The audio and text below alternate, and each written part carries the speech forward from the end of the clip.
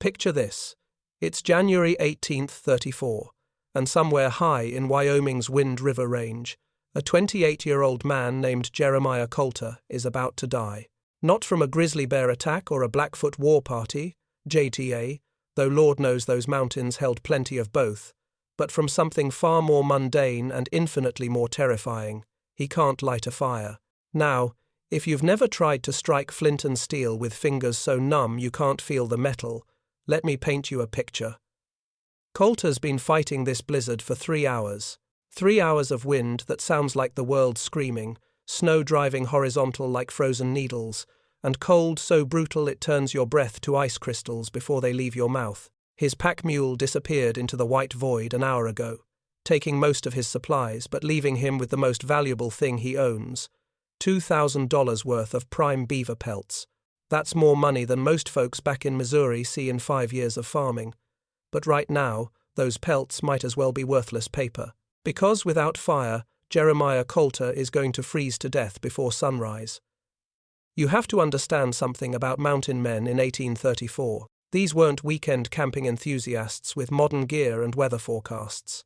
These were men who spent 8, sometimes 10 months a year in wilderness, so remote that if something went wrong, help was literally hundreds of miles away. Fire wasn't just comfort, it was survival distilled to its most basic form.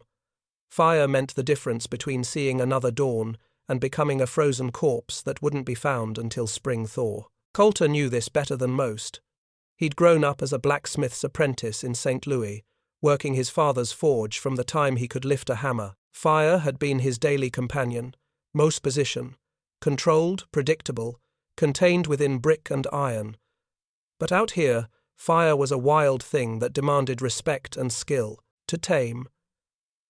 During his first winter with the Crow Nation 3 years earlier, he'd learned their methods. The Crow could coax flame from the dampest tinder, could keep fires burning through storms that would defeat most white trappers. Old Chief Plenty Coups had shown him how they carved special bowls from soft stone, creating tiny sanctuaries where flames could grow strong before facing the wind. But even the Crow sometimes failed. Even they sometimes froze. And right now, Coulter's traditional methods were failing spectacularly. He'd tried 7 times to get his fire started. 7 times the wind had snatched away his carefully nurtured sparks before they could catch the tinder. His fingers were so cold he could barely hold the flint, let alone strike it with precision.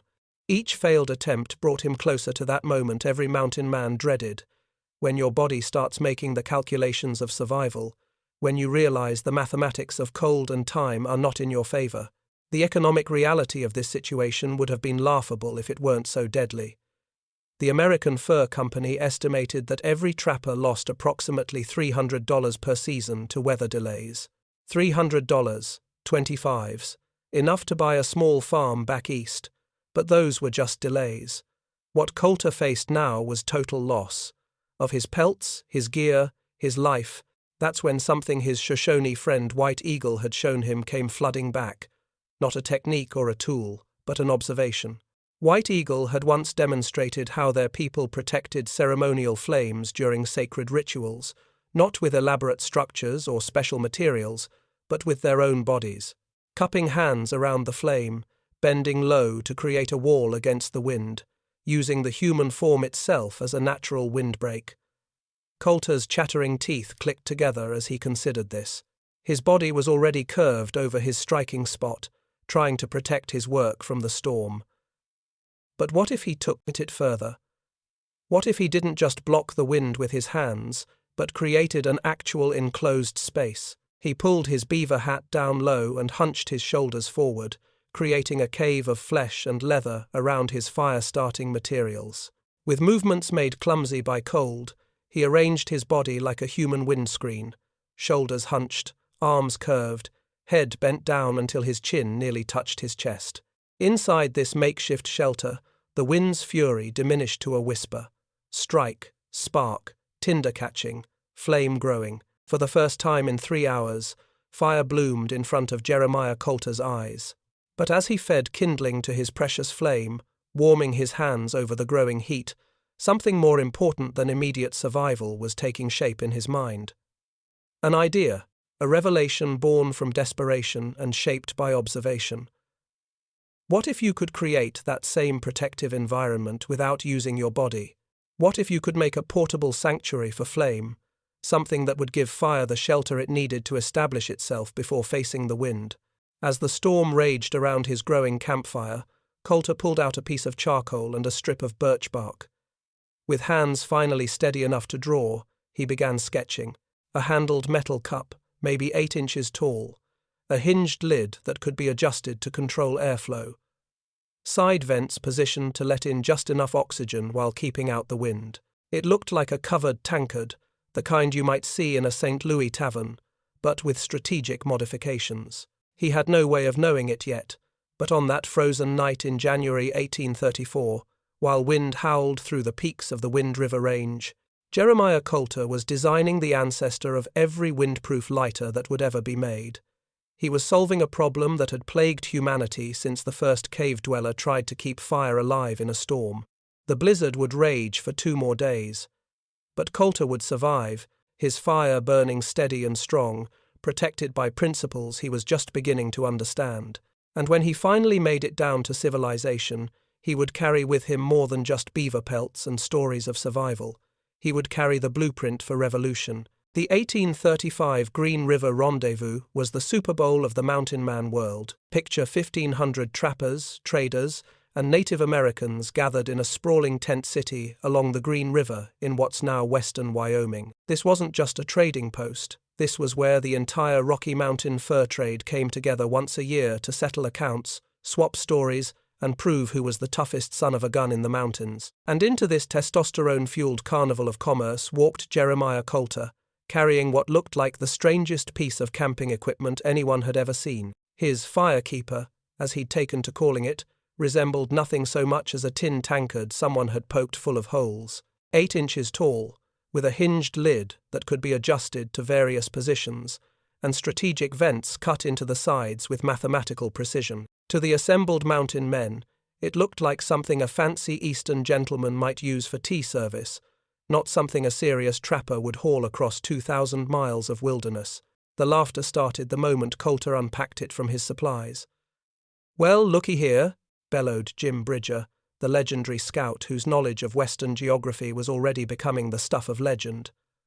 Coulter's gone and brought his mama's soup pot to Rendezvous.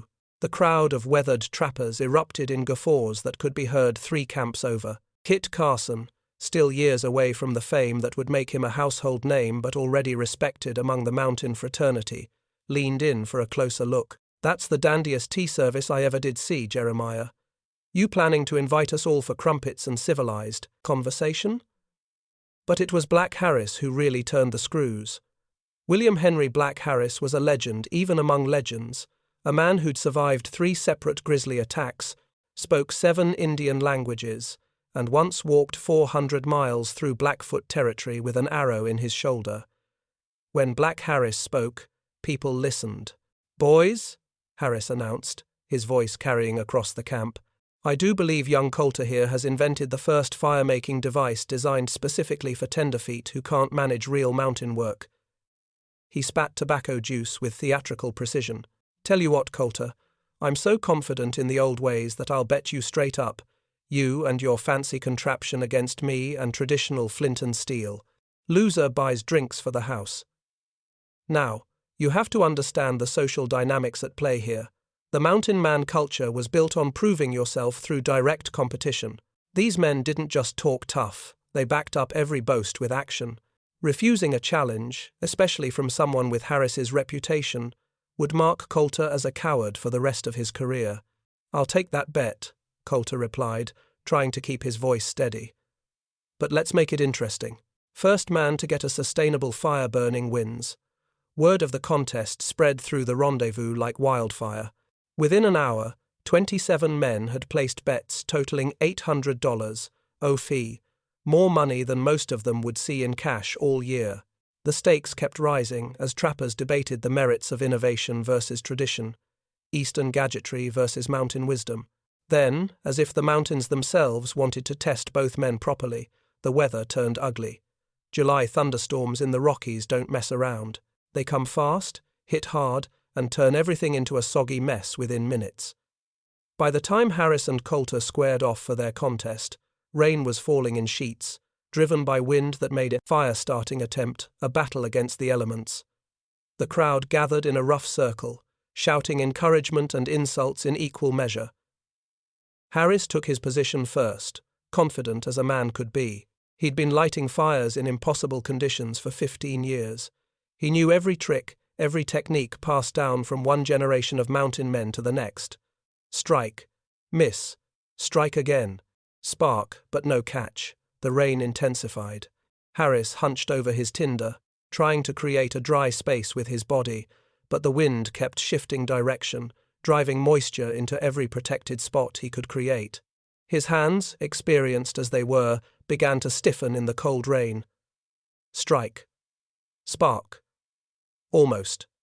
Nothing. The crowd watched in fascination as one of the most skilled firemakers in the mountains struggled with conditions that were challenging but not impossible. This wasn't a blizzard or a hurricane, just a summer thunderstorm. The kind of weather that delayed travel but didn't usually threaten survival.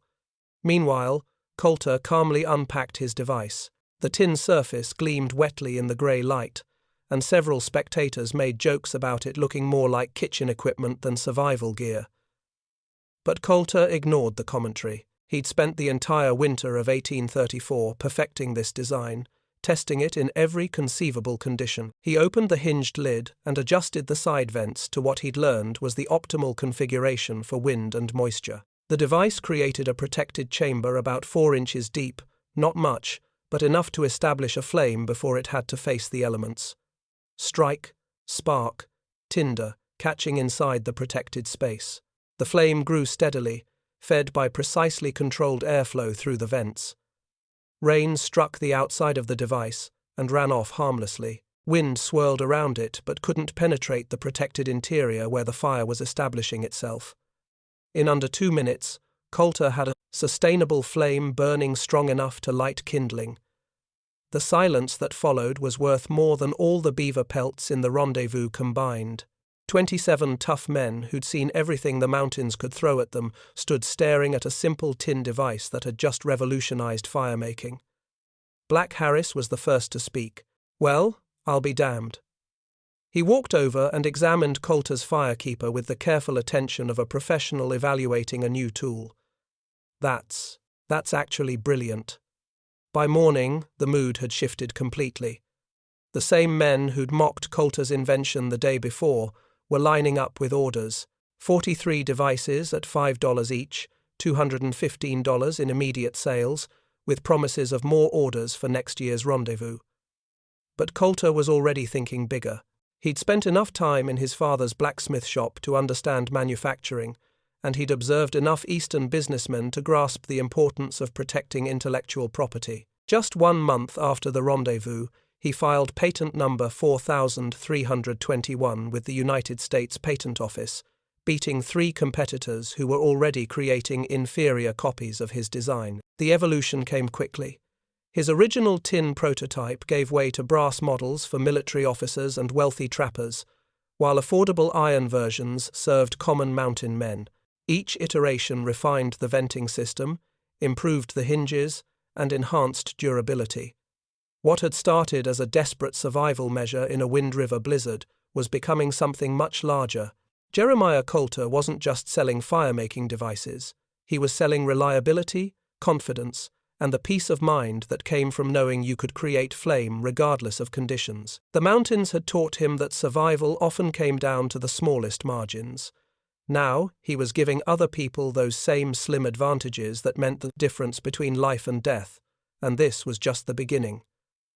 From 1836 to 1848, America was a nation in motion. Wagon trains rolled west, carrying families toward Oregon and California dreams. The Mexican-American War redrew the map of North America. Gold fever gripped the continent, and through it all, in saddlebags and supply wagons, military packs and pioneer chests, Jeremiah Coulter's firekeepers spread across the expanding frontier like seeds on the wind.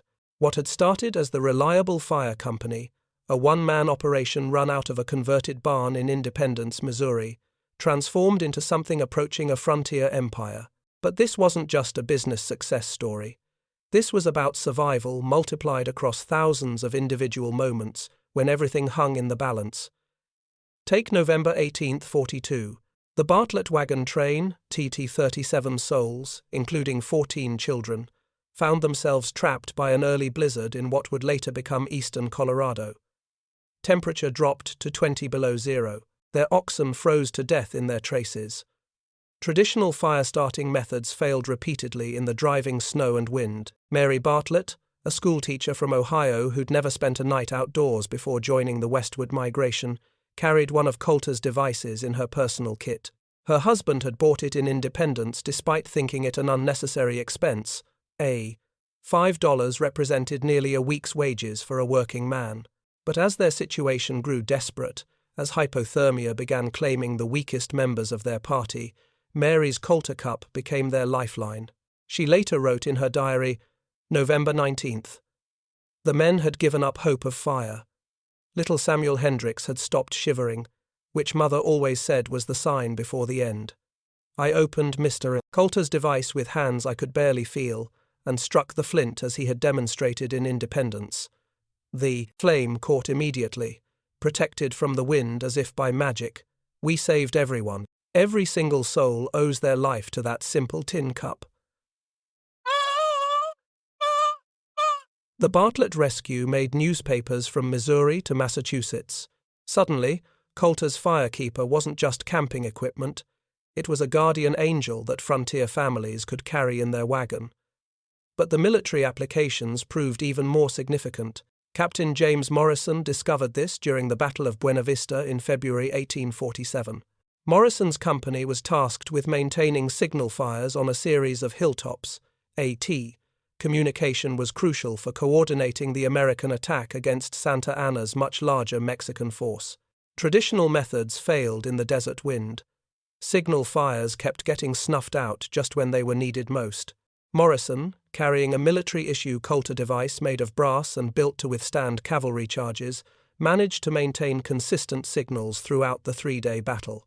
His after-action report credited the Firekeeper with enabling the coordination that helped win the engagement. General Zachary Taylor himself examined Morrison's device and immediately contracted for 10,000 units to be distributed throughout the Army. At $2.50 per military model, this single contract generated $25,000 in revenue, EP, enough to expand Coulter's operation into a full manufacturing concern. But perhaps the most interesting development was how different communities adapted the basic design to their specific needs. German immigrants in Texas added brass musical chimes that created specific tones when the vents were properly adjusted, a way to signal that the device was working optimally without having to look inside. The sound became so associated with successful fire starting that other groups began requesting the singing models. California gold miners, always practical in their modifications, created versions with hidden compartments in the base for storing gold dust. These bankers' models looked identical to standard Firekeepers, but could conceal up to 3 ounces of precious metal. More than one miner credited his Coulter device with saving not just his life, but his fortune, when claim jumpers searched his gear. The most touching adaptation came from frontier women, who transformed the utilitarian device into family heirlooms. Margaret O'Sullivan, an Irish immigrant who settled in Oregon Territory, wrote extensively about gifting her daughter a decorated Firekeeper as a wedding present in 1846. She had commissioned a local silversmith to engrave the brass surface with Celtic knots and the family motto, "Light endures." This started a tradition that spread across 3 states. Firekeepers became symbols of preparedness, protection, and family continuity. Mothers passed them to daughters, fathers to sons. Each device carried not just the practical ability to make fire, but the emotional weight of survival wisdom passed between generations. Of course, success bred competition. Samuel Morrison, AI, no relation to Captain Morrison, ICO, launched his Prairie Fire Shield in 1845, claiming his design was superior to Coulter's original. Morrison's device featured a completely enclosed chamber with a removable top, arguing that this provided better wind protection than Coulter's adjustable vents. The patent battle that followed lasted 3 years and cost both men thousands in legal fees. Ultimately, the courts ruled in Coulter's favor, determining that his venting system was not only original but functionally superior. The Morrison design, while providing excellent wind protection, didn't allow for proper airflow regulation. Fires either smothered from lack of oxygen or burned too aggressively and consumed fuel too quickly. The court decision established important precedents for mechanical innovation patents and solidified Coulter's position as the Coulter's undisputed leader in portable fire-making technology. But more importantly for users, it validated what practical experience had already proven. The subtle engineering of proper airflow was what separated a useful tool from a life-saving device. By 1848, as news of California gold strikes began drawing tens of thousands westward, the Reliable Fire Company was producing over 2,000 devices annually. Coulter employed 17 workers in his expanded facility and had established distribution agreements with trading posts from Santa Fe to Seattle. The company's success reflected something larger happening in American society. The frontier was teaching hard lessons about preparedness and self-reliance, and those lessons were being codified into manufactured solutions. Coulter's Firekeeper represented a new category of equipment. Coulter's tools for specific trades, but survival technology that ordinary people could carry into extraordinary circumstances. Every device sold carried with it a piece of that desperate winter night in the Wind River Range, when a young trapper had realized that protection and airflow were the keys to reliable fire. What had started as personal survival was becoming national infrastructure, AEA, the technology that would help a continent's worth of pioneers, soldiers, and settlers face the challenges of an untamed land. But even Coulter couldn't have imagined how far his simple innovation would eventually reach, or how completely it would transform the relationship between humans and fire in the centuries to come. The direct line from Jeremiah Coulter's desperate night in the Wind River Range to the lighter in your pocket today runs through more than a century of innovation. But the fundamental principle never changed. Create a protected environment for flame. Control the airflow. Shield the spark from wind. Everything else is just engineering refinement. In 1872, Marcus Coulter faced a decision that would have broken his father's heart. Jeremiah had died 3 years earlier, still tinkering with Firekeeper designs in his workshop behind the family home in Independence. The Reliable Fire Company was profitable but aging. Its founder's artisanal approach couldn't compete with the industrial manufacturing that was transforming American commerce after the Civil War. Marcus sold the company to Hartford Industrial Partners for $400,000, a fortune that made him one of the wealthiest men in Missouri. But more importantly, he sold it to people who understood mass production. Within 5 years, the new owners had mechanized the entire manufacturing process. Steam-powered presses could stamp out Firekeeper components faster than Jeremiah's original craftsmen could make them by hand. Assembly lines reduced production time from hours to minutes. The Spanish-American War in 1898 provided the first test of industrial-scale Firekeeper production. The Army ordered 20,000 Coulter pattern devices for troops shipping to Cuba. These weren't the carefully crafted brass models that officers had carried in the Mexican-American War. These were mass-produced steel units, designed for functionality over elegance. But they worked. In the humid jungles of Cuba, where traditional fire-starting methods failed constantly, American soldiers could rely on their firekeepers to provide flame for cooking, signaling, and the psychological comfort that only fire can provide in hostile territory. Spanish forces, lacking similar technology, often went without hot food for days during the rainy season. The real revolution came during World War I. Military necessity drove innovation at unprecedented speed. Engineers at the Hartford facility collaborated with chemists to develop the first liquid fuel compartments integrated into Firekeeper designs. Instead of requiring separate tinder and kindling, these new models carried their own fuel supply, THA, alcohol-based solutions that ignited easily and burned hot enough to light wet wood. A young engineer named Konstantin Ronson, working on military contracts, recognized that the liquid fuel concept could be miniaturized for civilian use. His experiments led to the first true pocket-sized fire makers, devices small enough to carry in a shirt pocket, but still employing Coulter's fundamental principles of wind protection and controlled airflow. But it was World War II that truly modernized fire-making technology.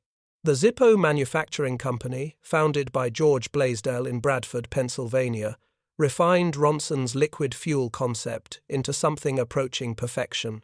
Blaisdell's breakthrough was recognizing that soldiers needed devices that worked reliably after being dropped, soaked, frozen, and generally abused under combat conditions.